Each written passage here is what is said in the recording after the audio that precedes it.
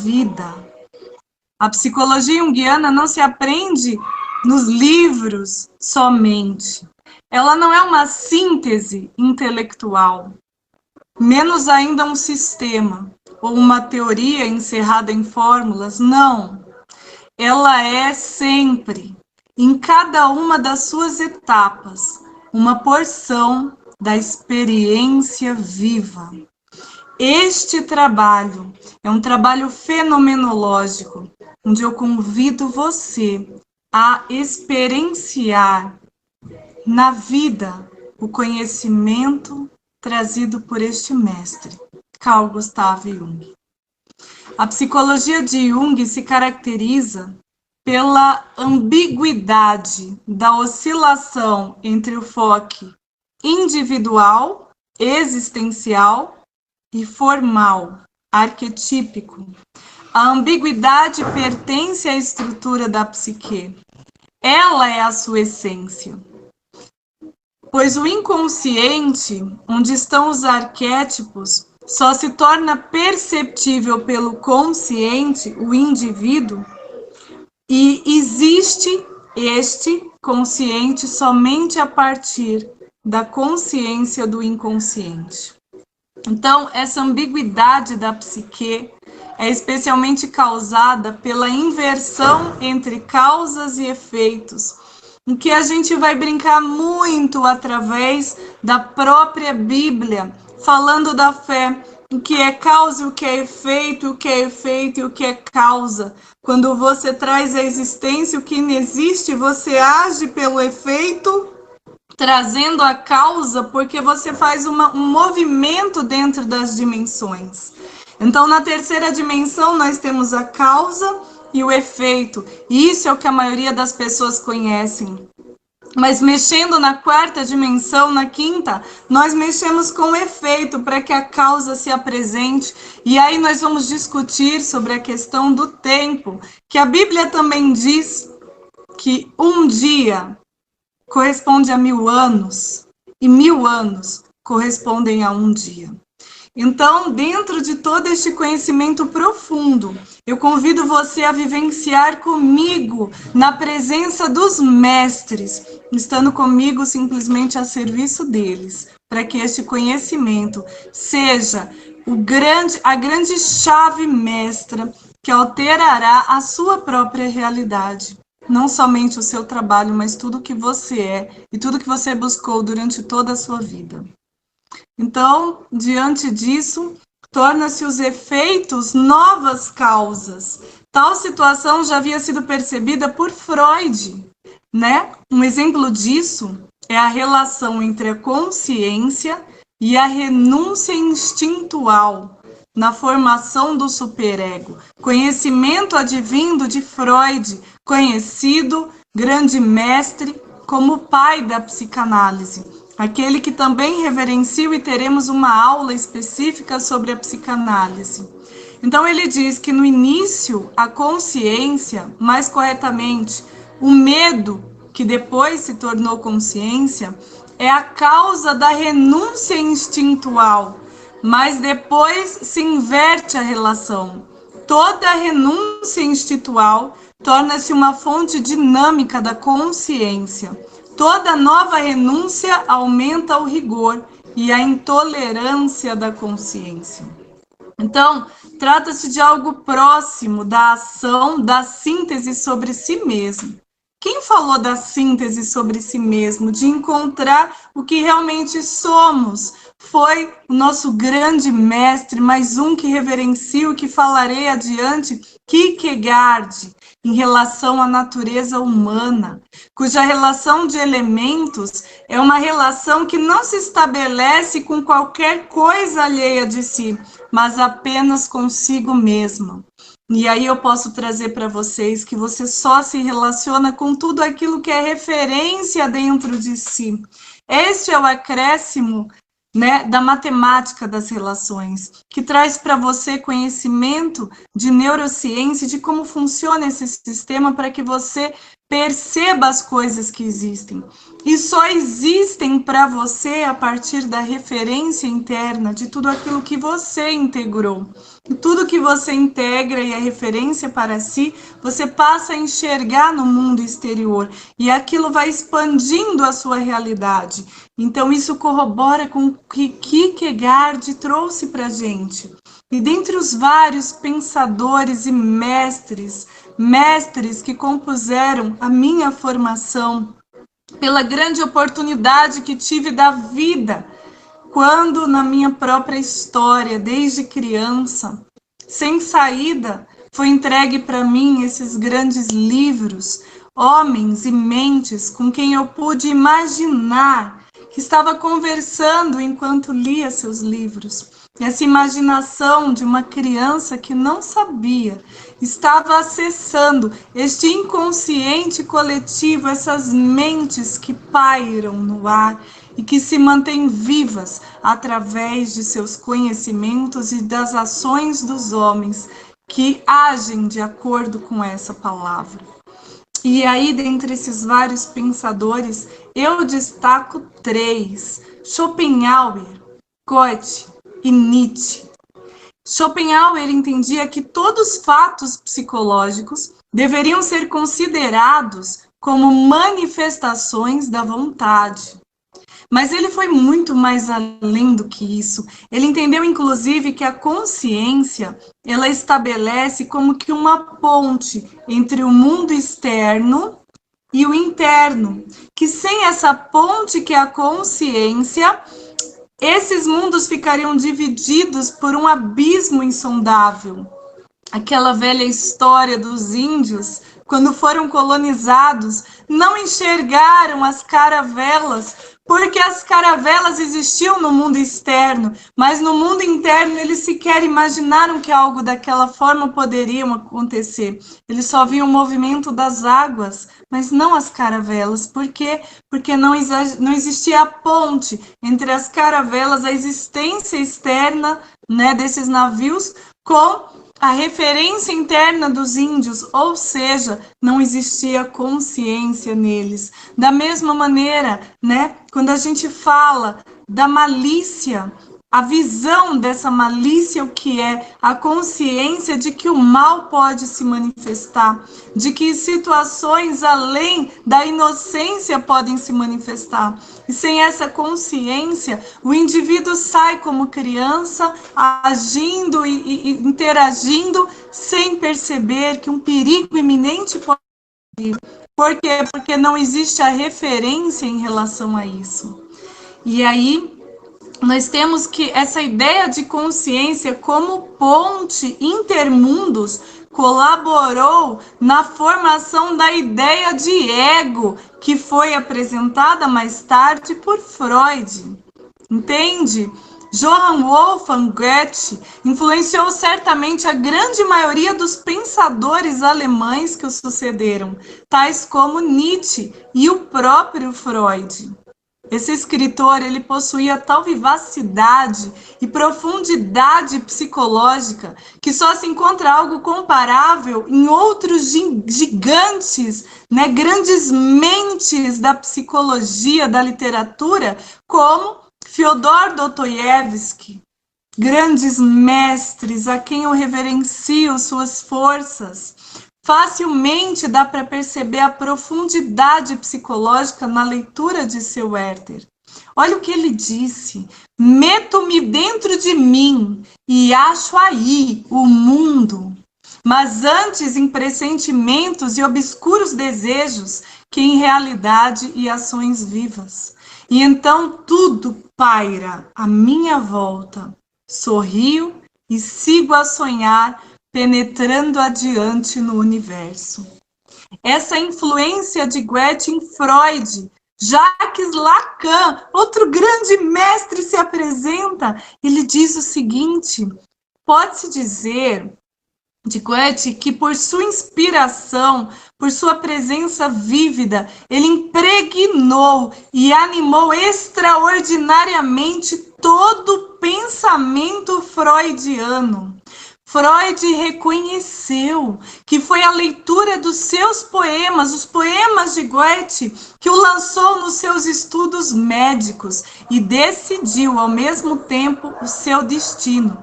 Mas isso é pouco, perto da influência do pensamento de Goethe sobre as suas obras.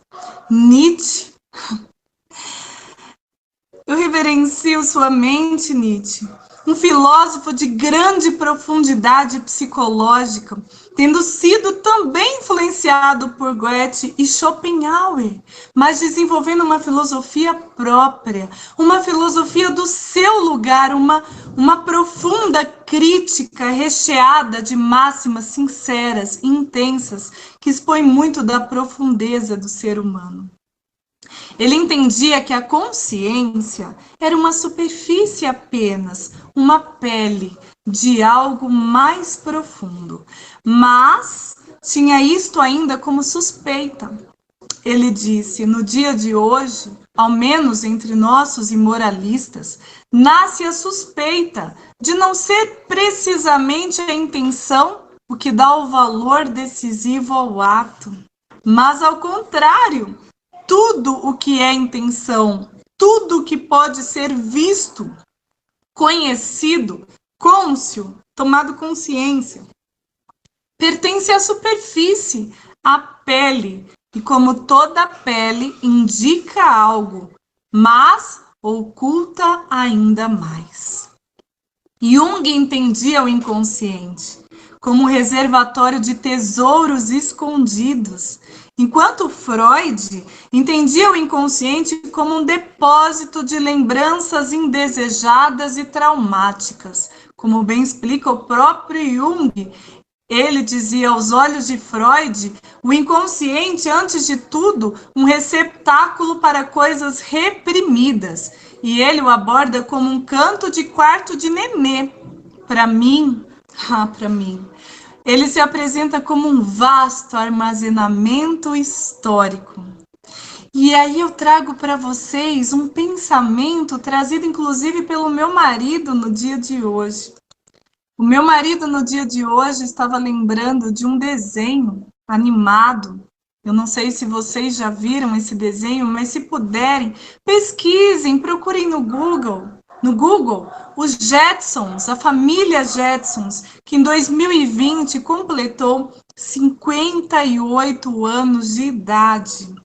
E esses Jetsons, essa família, há 58 anos atrás, tinha robôs de limpeza, tinha tablets, TVs de tela plana, coisas previstas num desenho do ano de 1960. Em 23 de setembro, ele estava estreando na rede do ABC nos Estados Unidos, ABC. Por aqui no Brasil, o programa chegou em 1963, na grade de programação da extinta TV Excelsior. Como explicar, aquela família, família com veículos voadores, lembrando nossos droners atuais, cidades que flutuavam, trabalhos totalmente feitos por máquinas, aulas como essa, por videoconferência, reuniões, empregada robô que recebeu o nome de Rose, responsável pelo cuidado dos filhos da família, por realizar serviços domésticos, O programa tinha 24 episódios quando foi estreado. No entanto, o sucesso foi tão grande que essa série foi relançada com outros capítulos que foram produzidos em 1984 a 1987.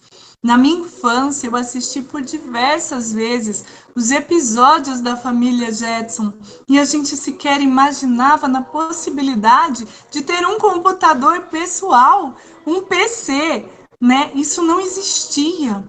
Como explicar? As pessoas que criaram este desenho já prevendo o momento de 2019, 2020, essa época que vivemos, com chamadas de vídeo, com tablet, assistente pessoal, O comportamento que vemos hoje com esses softwares como Alexa, Siri, Google Assistente, né? Tinha um robô que limpa a casa, hoje nós temos aí o robô, por exemplo, da Polishop, que faz a limpeza de casa, né? O iRobot, Roomba também, que ele não cuida dos filhos, mas ele consegue mapear o ambiente para realizar a limpeza mais eficaz, né? TV de tela plana, naquela época as TVs tinham grandes tubos, aquelas TVs enormes, e nem todo mundo tinha o direito, né, tinha condições de ter um aparelho de TV, né, como doméstico dentro da sua própria casa. Como explicar esse desenho? Como explicar como alguém consegue enxergar tão adiante e o quanto tudo isso é fundamental para a nossa vida? Eu quero trazer para vocês essa reflexão, né? A reflexão de que hoje nós temos filhos, né? Assim como eu estava fazendo um curso super incrível, voltado para crianças criativas, né? Do Murilo Gun, né? E esse trabalho, né? Trazendo essa reflexão de que nós, tendo filhos, quando esses filhos estarão adultos para poder trabalhar e vivenciar suas realidades, né? Então, um filho hoje que tem 5 anos, 6 anos, 7 anos, quando eles estiverem no mercado de trabalho daqui 20 anos, em 2040, como vai estar a realidade? Que tipo de trabalhos existirão? Que tipo de trabalhos deixarão de existir? Que tipo de habilidades, aptidões eles precisarão?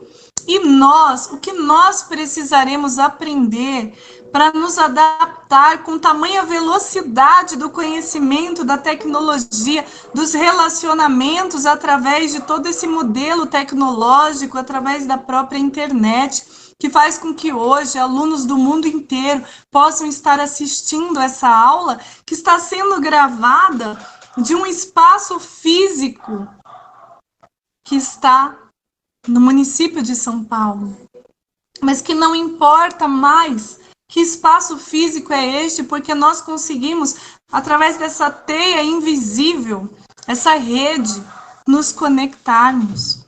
Então, diante de todo esse avanço, diante de tudo isso, como conseguir prever o que vai acontecer? Como conseguir prever o que necessitaremos?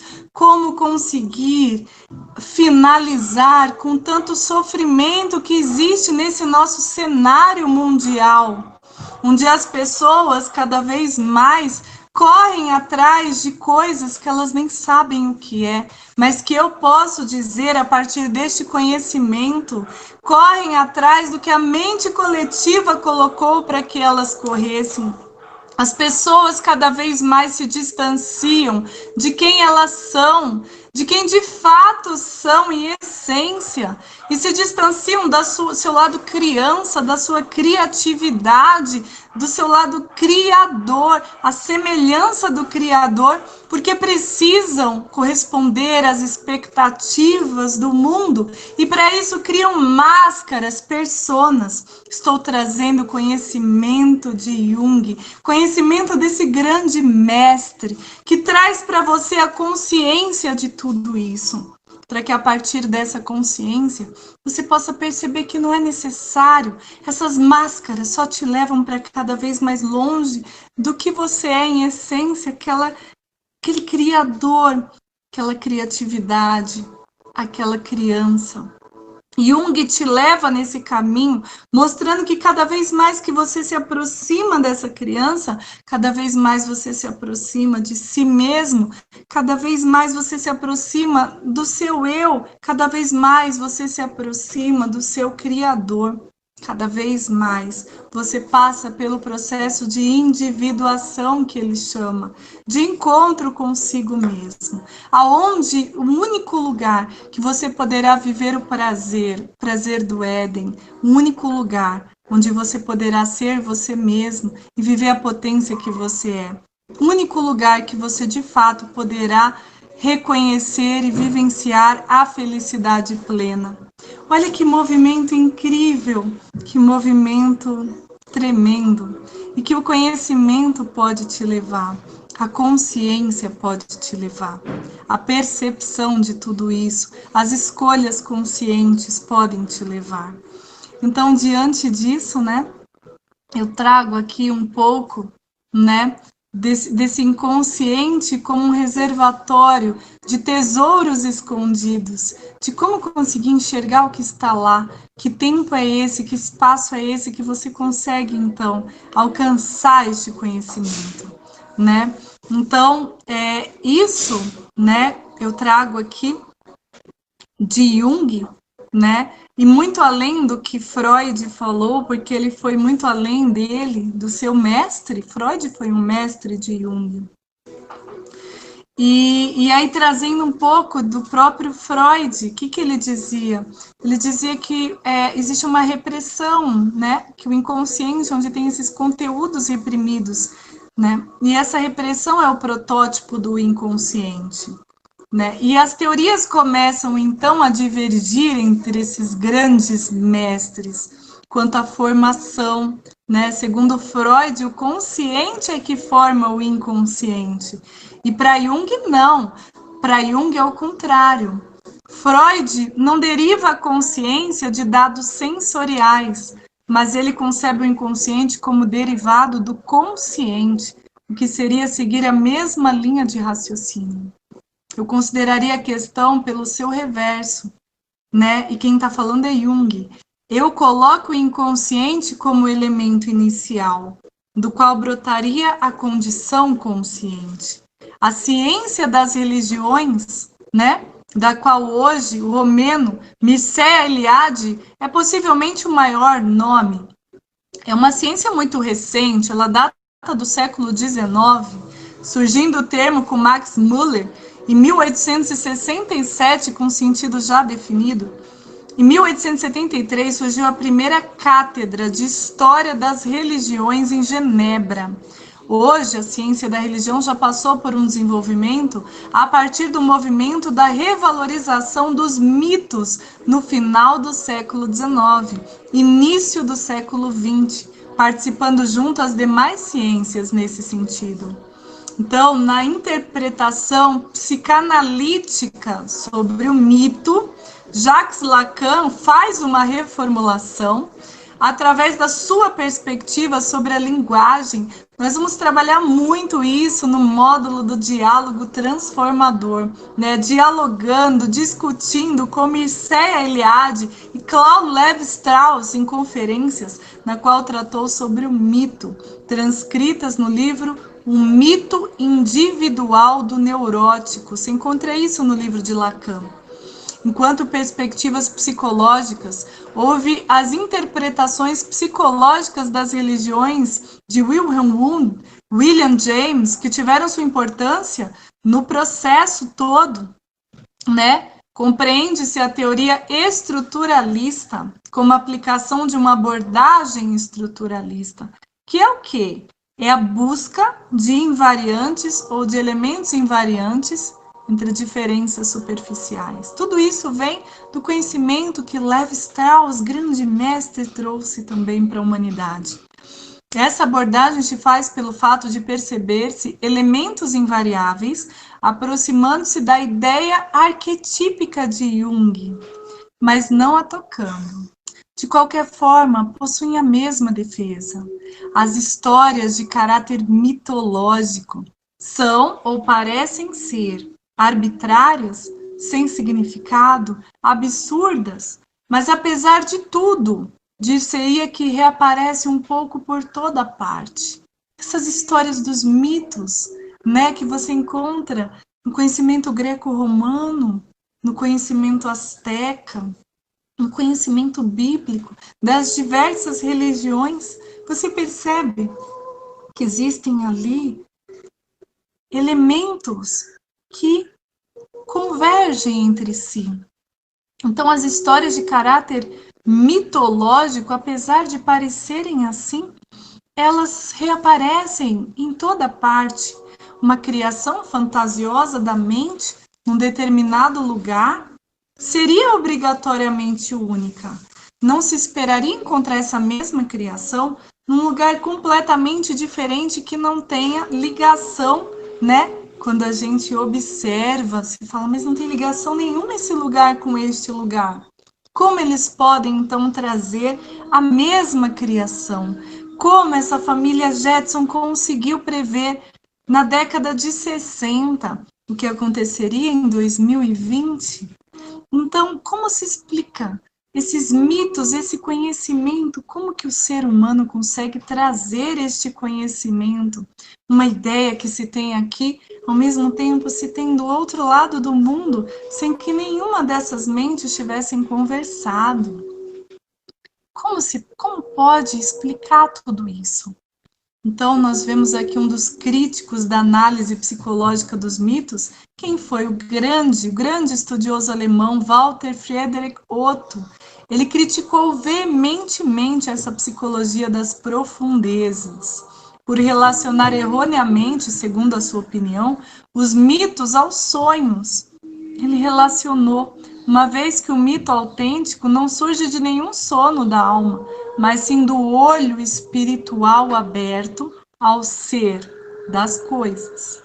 Então, segundo Otto, a interpretação dos mitos, segundo a psicologia das profundezas, move-se em círculo, pressupõe o que crê demonstrar. Segundo Otto, portanto, a psicologia não teria contribuído no sentido da retomada dos mitos, mas este misterioso ressurgimento das figuras míticas nos sonhos, segundo ele, não deveriam ser consideradas arquétipos, uma vez que essa percepção psicológica apenas contribui, da maneira mais extravagante, para o empobrecimento do homem atual. Este é o pensamento e a crítica de Otto, a psicologia conhecida como a psicologia das profundezas, desses grandes mestres. Por quê? Porque ele contrapôs-se à visão do mito enquanto a representação do ser do mundo, distante, alheio ao homem em seu exterior e não interior. Essa divergência de Walter Otto influenciou fortemente Carl Gustav Jung, porque aí ele se aprofundou muito nos estudos da mitologia e também as crenças de outras pessoas, sempre defendido por Otto, ele sempre defendeu, Jung defendeu, que nós precisamos respeitar as crenças dos outros, as divergências, né? As pessoas que não concordam, e por isso aquele que mais o atacou foi o que ele mais estudou. Então, um grande exemplo, né, nesse sentido é a obra do Mal-Estar na Civilização, escrita por Sigmund Freud, né, que foi mestre, como eu já falei, de Jung. Freud, ele mostra e ele analisa a sociedade contemporânea da época, uma vez que as próprias pessoas perceberam que a conquista material, ou seja, aquela recém-adquirida disposição de espaço e de tempo, essa submissão das forças naturais, concretização de um anseio milenar, porque o homem sempre quis dominar a matéria, sempre quis essa facilidade da matéria. O homem conseguiu adquirir tudo isso e hoje existe uma facilidade tremenda nesse sentido. E mesmo depois de conseguir adquirir, concretizar este anseio milenar, isso não elevou o grau de satisfação prazerosa do homem, não elevou o sentido de plenitude que se esperava da vida, não os fez se sentirem mais felizes. E aí? E aí eu continuo citando as grandes mentes, trazendo um psicólogo importante, o italiano Umberto Galimberti, que estudou e escreve sobre a situação da sociedade tecnificizada e a busca do sagrado dentro de todo esse contexto. Então, a individuação, ela começa a ser representada simbolicamente pela mandala. E nós vamos trabalhar as mandalas, né? Não seguindo a perfeição, mas a completude. Eu trabalharei as mandalas no curso que ele é mais profundo, mais especializado na questão de Jung, onde as pessoas que quiserem se aprofundar ainda mais, se soltarem nessa experiência profunda, nós estaremos trabalhando as mandalas. Aqui, o objetivo é que vocês tenham acesso, um acesso pelo menos básico a este conhecimento. Então, a mandala, esse símbolo, não segue a perfeição, ele segue a completude. Ele não implica na redução, né? A estrutura da mandala, da individuação, que é a proposta final de Jung, não é uma estrutura de perfeição. Não se trata de perfazer, né? É uma tendência para o centro. Então, nós vamos ver uma roda girando. A mandala é um círculo e no centro existe algo parado. Se você pensar num átomo, ali existe um nêutron. Então, você começa a ver a mandala, aquele centro parado e aquela roda, né? Vou pegar aqui uma mandala. Aqui está a roda, ok? E você gira, mas no centro ele fica parado, ok? Então, dentro desse movimento, né, você percebe que o centro precisa estar parado para que tudo ao redor esteja em movimento, né? Então, essa redução das partes a um centro mais perfeito, né, a redução que tem caráter finalista, exclusivista, não elimina as pluralidades, as divergências, as negatividades a favor de uma perfeição unidimensional. Não.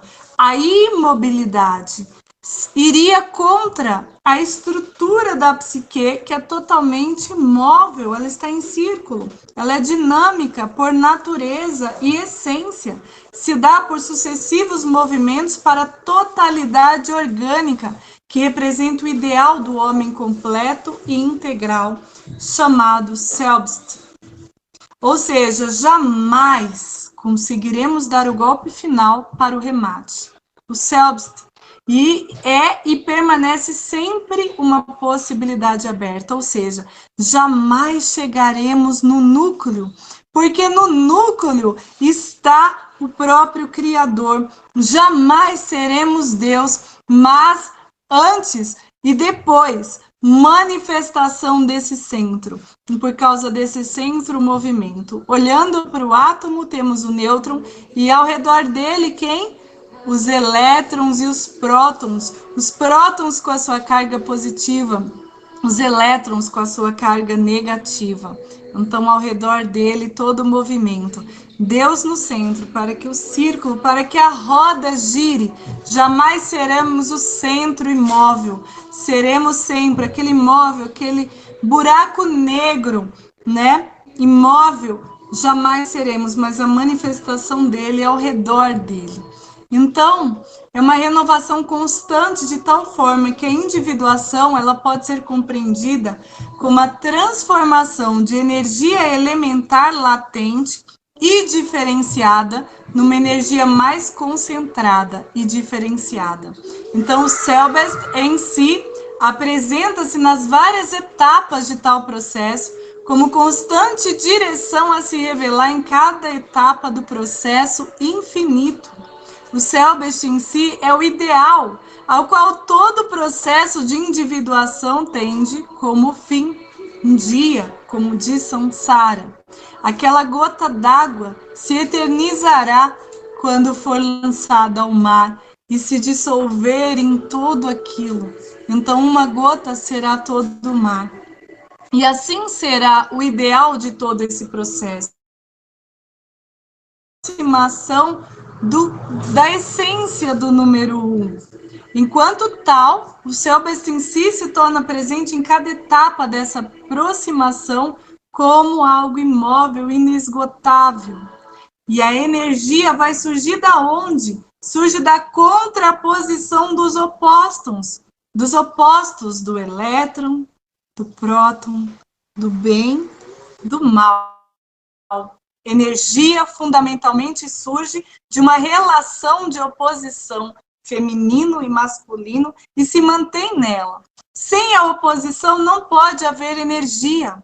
A vida, portanto, é a tensão desses opostos, o vigor do equilíbrio dessa tensão. Também é impossível impedir por se tratar de realidades inconscientes conscientizadas, sendo que essas realidades inconscientes ultrapassam o consciente e a sua capacidade de apreensão. Então, a psicologia junguiana se aproxima muito do cristianismo, o que explica o porquê de eu sempre trazer os arquétipos bíblicos, e teremos um curso específico no Diálogo Transformador, onde a gente vai entender toda a Bíblia, conhecimento de cada arquétipo para a prática da nossa realidade, naquele que vai ser, como eu estou dizendo, este curso, nós estamos trazendo já uma ideia, levando vocês para essa abertura, para esse olhar, para essa referência dentro de si. Estaremos aprofundando para aqueles que quiserem mergulhar ainda mais. Então, esse movimento, né, dessas realidades inconscientes sendo trazidas para a consciência pode ultrapassar totalmente a nossa capacidade de apreensão. Então, dentro do cristianismo, na ideia de que para atingirmos a humildade, nós devemos integrar a nossa sombra, é exatamente isso que diz os textos cristãos, ao mesmo tempo que a humildade é a chave para o desenvolvimento espiritual. A humildade é a fonte de toda a vida espiritual, como de todo o conhecimento de si mesmo. E no que consiste a humildade? No reconhecimento das minhas falhas, no reconhecimento dos meus traumas, no reconhecimento das minhas feras, no reconhecimento das minhas emoções inatas, como o medo, a raiva, né? Como a desconfiança, sentimentos que fazem parte da minha humanidade. Neste reconhecimento, no olhar para tudo isso, no buscar reconhecer e acolher e tratar, eu me faço humilde porque não me coloco como perfeita, não me coloco como o próprio Deus, porque sou sua filha, sua criação, e estou aqui trabalhando isso, no reconhecimento de que existe o lado que brilha, também existe a sombra deste lado que brilha. E acolhendo essa sombra, sabendo lidar com tudo aquilo que é dor, eu posso transformar isso ao colocar a luz, eu posso trazer isso para um recurso que me faz cada vez mais semelhante ao divino. E nisso consiste, nesse movimento, consiste a humildade, a admissão do mal. Porém, não deve significar a aceitação do mal. Não, os que mais progridem na virtude são aqueles que com maior coragem se esforçam por vencer-se no que mais lhe custa e mais contraria suas inclinações, porque o homem tanto mais aproveita e maior graça merece, quanto mais se vence a si mesmo e mais se mortifica interiormente. Quem disse isso foi um mestre, Tomás de Kempis. Então, isso também está na Bíblia, nos livros de Paulo, que nós iremos trabalhar. Jung conhecia o liberalismo, ele compreendia Strauss como símbolo desse, cuja negação do símbolo anastasiano mostra de forma óbvia que só pode falar assim quem não se acha mais sob a impressão da santidade reveladora, tendo regredido a atividade do próprio pensamento. Porque somos seres pensantes e precisamos trabalhar o pensamento, a intelectualidade, a razão. Precisamos estudar, precisamos exercitar para que não sejamos manipulados e levados como boiadas, como ovelhas pelo mundo, com lideranças que se colocam diante de nós, nos levando ao bel prazer sem saber para onde e por quê. Então, o símbolo anastasiano está baseado, para que vocês entendam a palavra anastasiano, no clérigo. Anastácio, ele foi bispo em Alexandria, conhecimentos de livros profundos, queimados na época da Inquisição, mas que alguns foram levados lá para Roma. Sabemos que ainda existe, mas que não importa, porque este conhecimento ele fica impregnado em outra dimensão dessas mentes poderosas que nós podemos acessar, assim como o criador da família Jetson acessou. Então, essa é uma prova cabal de que este movimento é real e de que todos nós temos condição de acessar. Entende? Jung, ele nega a possibilidade de se encontrar com Jesus histórico, assim como farão alguns teólogos. Jung, ele afirma o seguinte: o verdadeiro homem, Jesus, havia desaparecido precocemente, por detrás das emoções e projeções do seu círculo imediato e, posteriormente, do mais amplo daqueles que o conheceram.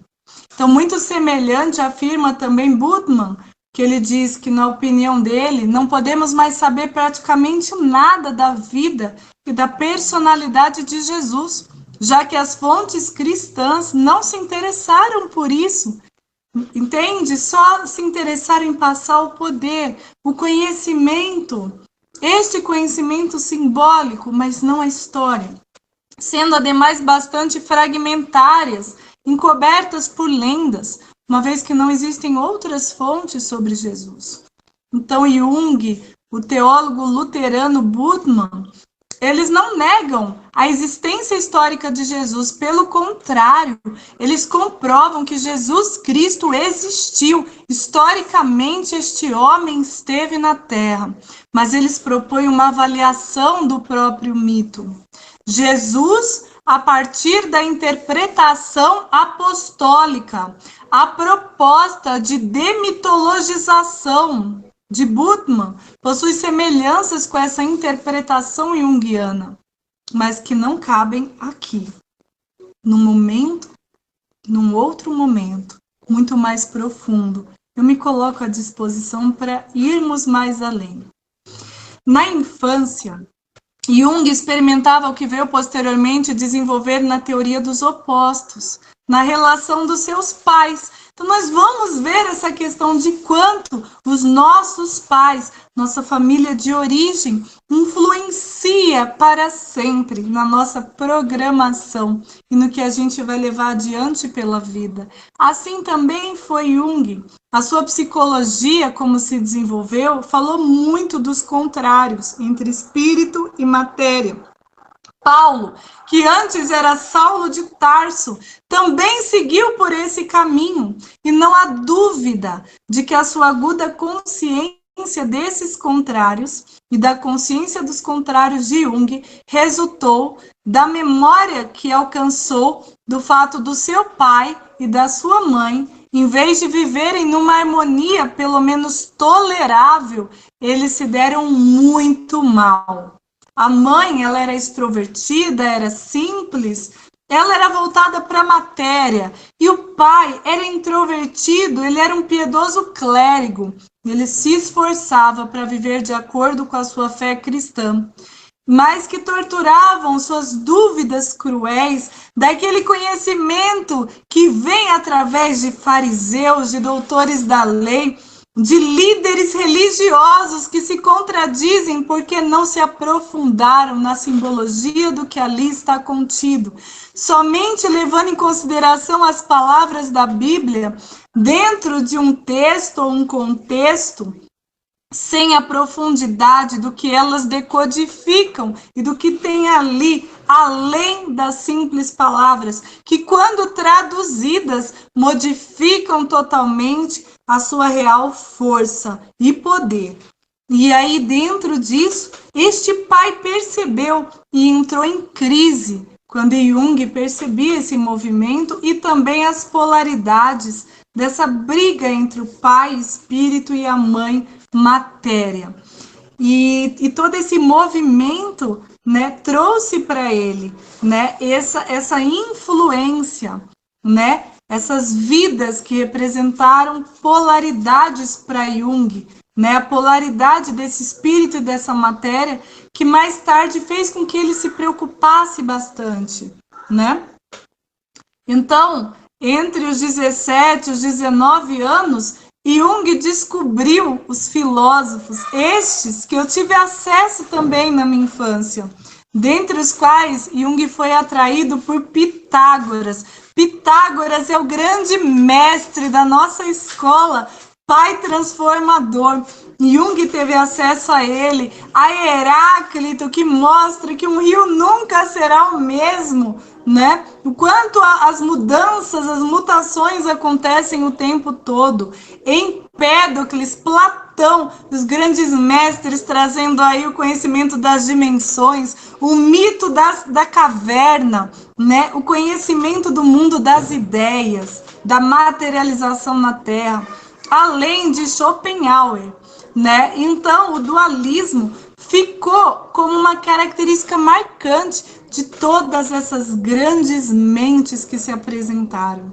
Heráclito desenvolveu a ideia dos contrários, na qual o devir está, porém sempre encerrado entre os contrários, sendo estes propriamente que mantêm o fluxo do movimento. É sempre uma só e mesma coisa, a vida e a morte, o despertar e o dormir, a mocidade e a velhice. Quando se muda, é aquilo, e aquilo, por sua vez, quando se muda, é isso de novo.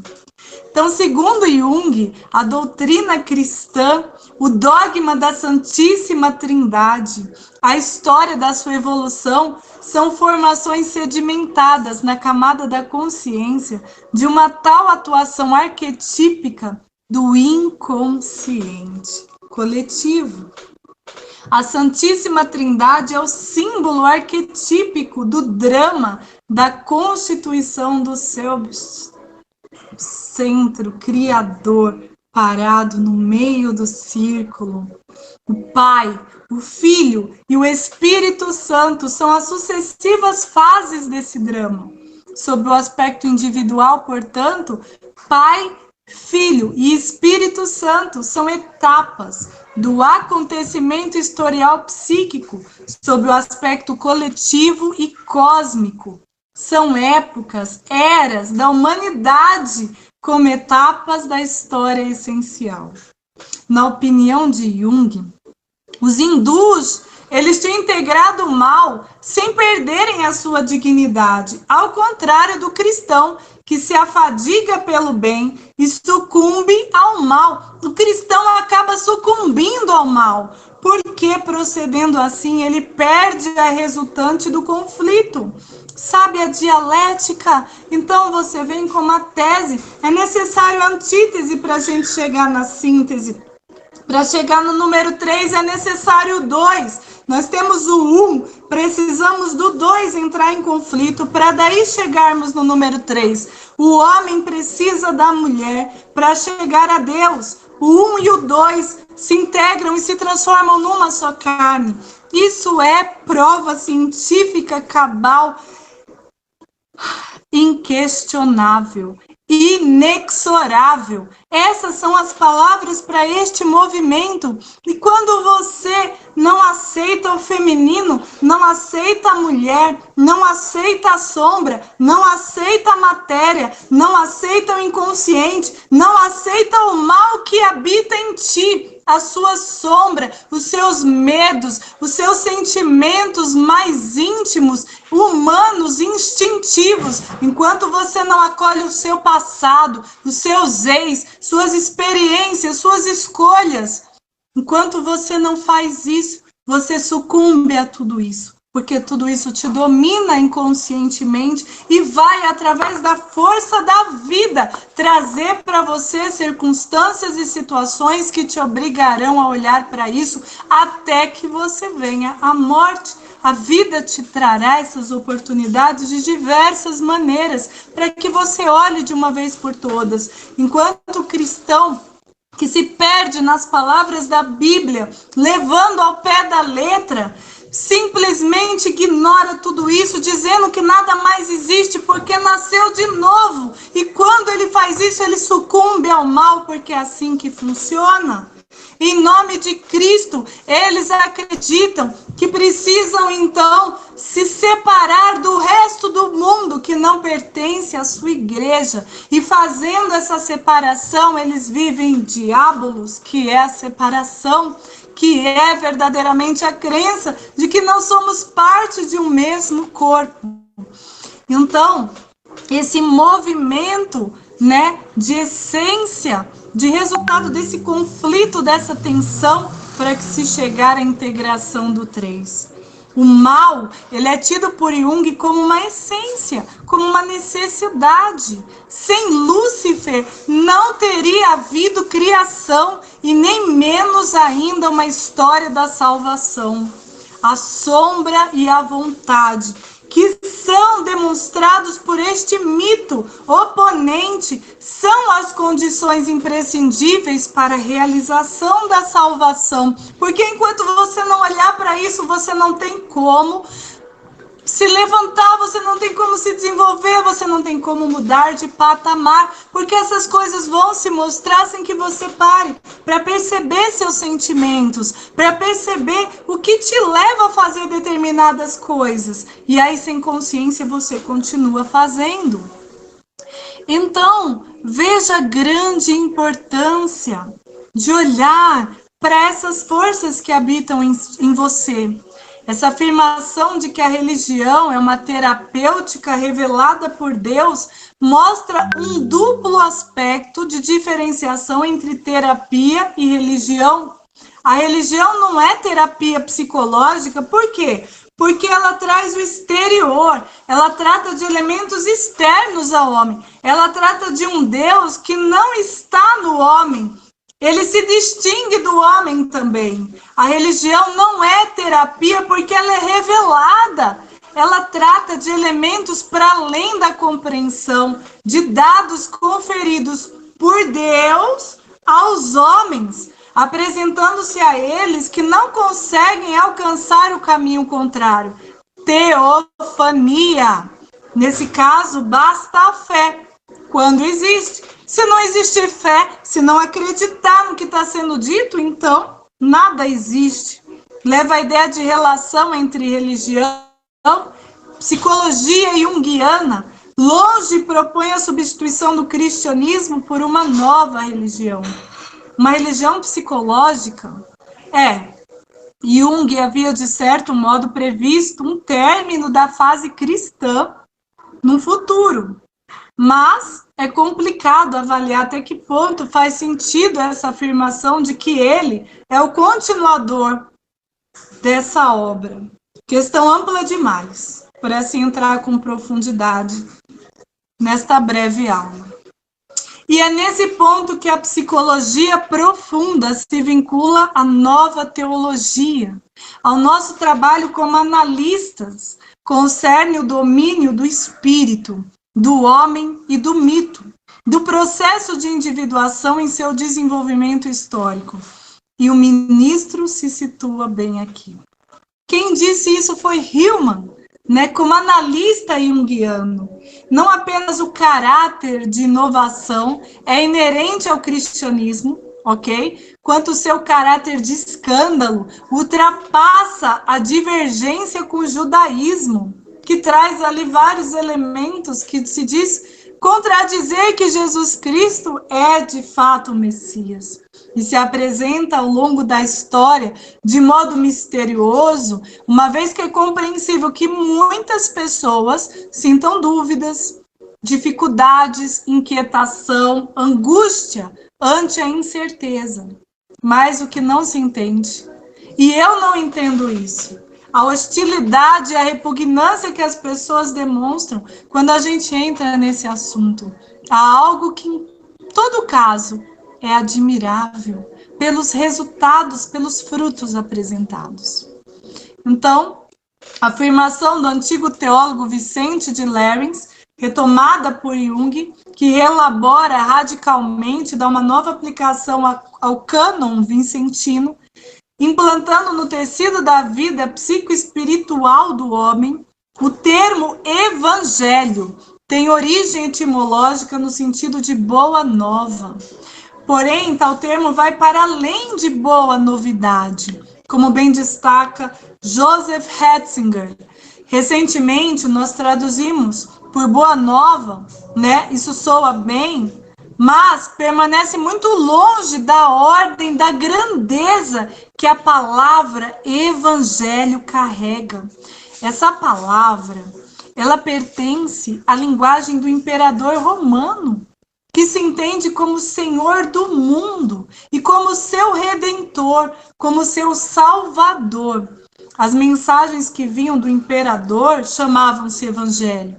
Independente do fato do seu conteúdo ser alegre, agradável, o que vem do imperador, essa era a ideia, é uma mensagem redentora. Não é uma simples notícia, é a mudança do mundo para um mundo bem melhor. Isso significa evangelho.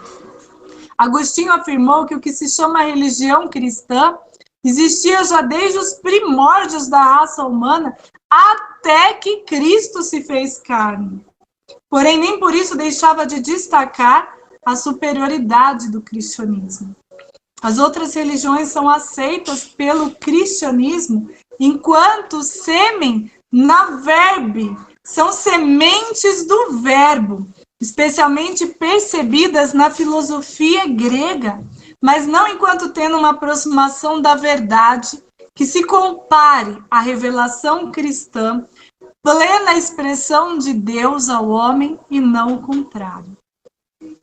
A crítica junguiana à religião se dá mais em sua situação do que em sua natureza. É uma crítica que se assemelha muito à minha crítica, Vanessa Tadeu de Paiva, que passei minha vida estudando e participei de diversas religiões, me aprofundei em diversas religiões e buscando, percebi que tudo que eu buscava estava dentro e não nelas, mas que muito existia em cada uma delas, que convergia para o mesmo conhecimento primordial, mudando simplesmente a nomenclatura. Então, diante desse movimento, a situação da religião é o que criticamos. Pessoas que estão cegas espiritualmente, liderando grupos espirituais. Pessoas que na sua própria vida estão vivendo mazelas, frutos estragados. Por fora, bela viola, e por dentro, pão bolorento. Não são verdades o que dizem, não estão no espaço da verdade. Isso é o que criticamos. Mas não o que é em essência, porque em essência reconhecemos a verdade. E assim Jung também reconhecia. Entende? Essa verdade revelada pelo cristianismo, pela plena expressão de Deus. A religião possui a mesma função da psicologia, que é dar acesso às energias que renovam a vida do indivíduo, tornando-a mais abrangente em relação à própria pessoa e à comunidade toda. Trata-se de uma posição bem mais otimista e positiva em relação à religião do que a de Freud. Para Jung, a religião e tudo o que lhe diz respeito não são mais, como para Freud, uma neurose obsessiva da humanidade, não. Um epifenômeno que vem compensar motivos infantis mal liquidados. Não, ao contrário, para Jung, uma realidade sui generis, uma necessidade essencial, indispensável ao equilíbrio do ser. Eu agradeço e vamos para a próxima aula.